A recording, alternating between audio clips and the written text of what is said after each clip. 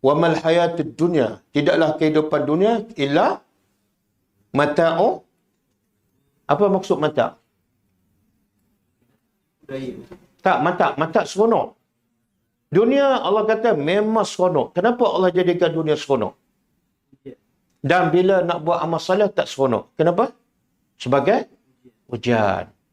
Kalau Allah jadi dunia ni tak seronok, kahwin tak seronok, beli kereta baru tak seronok, lepas tu solat pula seronok, baca Quran seronok, apa akan jadi? Makna dia buat amal soleh bukan kerana Allah, tapi sebab semula jadi seronok. Jadi Allah nak bukti dia buat betul-betul kerana Allah. Semua amal soleh Allah jadikan nafsu tak suka. Dan semua yang membawa ke neraka Allah jadikan nafsu suka. Mata seronok tapi menipu daya. Betul tak?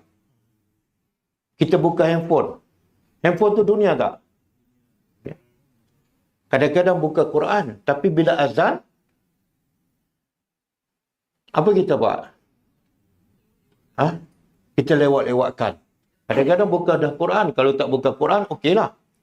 Kan? Kadang-kadang buka Quran pun, dia terus stay kat situ, dia tak pergi ke masjid. Itu dunia, tapi menipu daya. Kadang-kadang kita duk bercakap benda yang baik, azan, kita tak berhenti juga.